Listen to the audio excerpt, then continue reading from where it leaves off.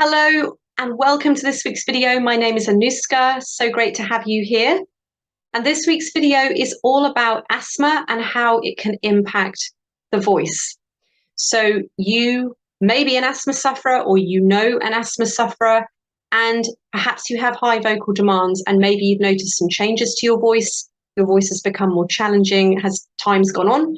So I'd like to shed a little bit of light on that today and talk about three of the main impacts that I have seen with asthma as it pertains to the voice. So I read that there's an estimated 300 million people around the world that suffer from asthma to a greater or lesser extent. And I do work with some clients around the world that have asthma. So it's really important for me as a voice coach that I can understand some of what they're going through so I can best support them in accessing their most powerful, effortless voice. And as we're going to see shortly, there are some things that can have a real impact on the voice. So it's really important for me to be able to guide clients on how to navigate some of this. But I'm not a doctor, so please always, always, always seek advice from your doctor if you're in any doubt about any of this.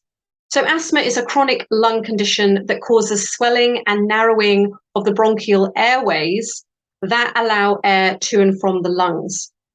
And this increased inflammation can cause breathing difficulties, which can result in symptoms such as coughing, wheezing, and a tightness in the chest.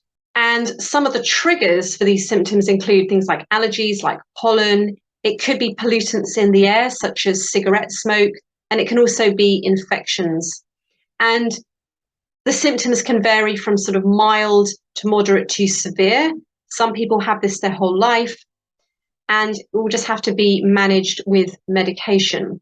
So let's look at three of the ways that asthma can impact the voice. I don't think this is a massive long shot maybe for some of you to perhaps maybe expect that there could be an impact on your voice given what we're going to talk about now. So the first one is hoarseness. And a lot of people report that they feel their voice is quite hoarse. And there's a couple of reasons for this. So it's to do with the medication. And so first of all, it can be to do with the way you are using your inhaler. So are you correctly using your inhaler?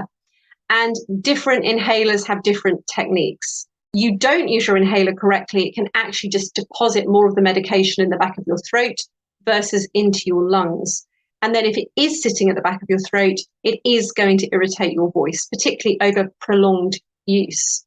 So again, go and get that checked out, go and see someone if you think that might be you.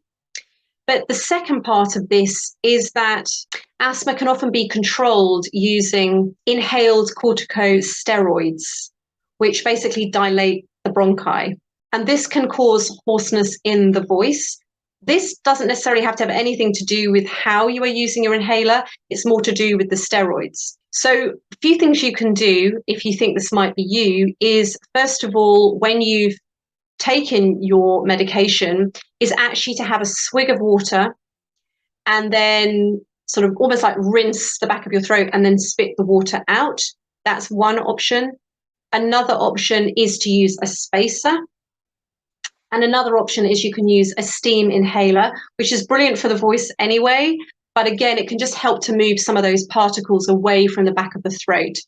And again, as I said, that is going to potentially cause irritation to the voice. And then it can lead to hoarseness.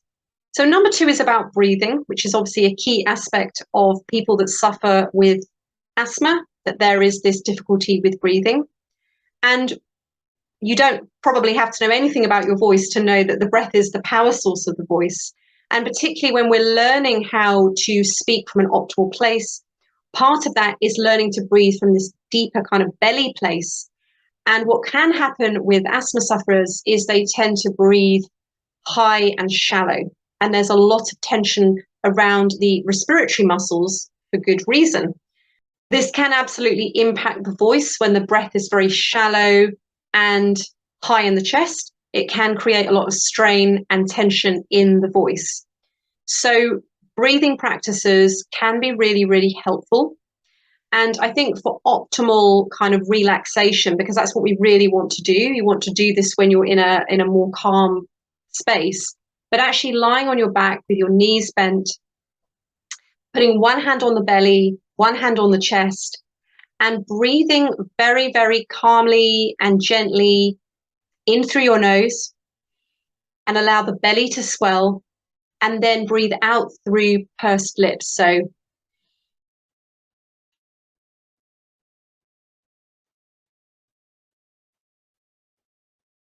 and this is brilliant for many, many reasons. Breathing in through the nose obviously helps to filter the air. It's also really, really calming for the nervous system, so it can help you to kind of calm and soothe yourself. But we're also training, if we do this enough, we're training the breath to start to drive from that slightly deep place. And then eventually, once you get more comfortable with this, you can actually do this standing up. And rather than doing the breathing out just through pursed lips, you could start to actually put some sound through that, like a shh, and then eventually start to put words into that. But I think as an initial stage, just using this purely for relaxation, for calming, for soothing the nervous system can be really, really helpful, and begin to kind of release some of that extra and unnecessary tension that we might create around some of the respiratory muscles as well.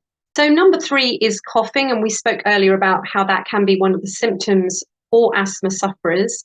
But we know with the voice that coughing, particularly quite violent coughing, can be quite abusive for the vocal folds because they are being slammed together at high speed, which can then create a lot of inflammation. And so then you're going to notice more issues with your voice. So one of the things that you might like to try and train yourself when you are feeling the urge to cough is, there's a few options, and I'll tell you my favorite in a second, but the first one is a hard swallow. When you have the urge to cough, just a hard swallow. The other one, which is my favorite, is chin to chest and swallow. And it does just allow you to swallow more easily. And then the final one is just to take a sip of water when you have the urge to cough. And that may not be possible if you don't have water with you at the time, but the other two obviously you can do at any time. Finally, I'd just like to say that if you do fall into this category as someone that is an asthma sufferer and is noticing changes to your voice, that your voice is feeling strained, tired, hoarse, croaky, etc., that learning how to optimally use your voice from a sort of vocal technique perspective is really, really going to help you. Because even if you can't ever get rid of the asthma and you're managing the symptoms, learning how to optimally power the voice, because you still need your voice, you're still going to have to speak, is really, really helpful just to take some of the pressure off potentially the throat, for example. So one of the things I talked about in my video last week was forward resonance. And if you are an asthma sufferer, learning to bring the voice forward is going to take the pressure off the throat, off the voice. And that is going to help you regardless of whether you are managing these symptoms or not. So it's really, really, really important. And you will notice a drastic difference to how your voice feels when you learn how to optimally power the voice and how the voice really wants to function. So just to bear that in mind, I will put links below if you're interested in talking to me. I offer private voice coaching. You can also book an hour kind of intro session with me. I also have an online course if you want a cheaper option, but really understanding and learning how to optimally power and your voice and get it to function is going to help alleviate some of the effects on your voice as well. But thank you so much for watching. If you have any questions, do post them below. But until next week, I will see you on my next video.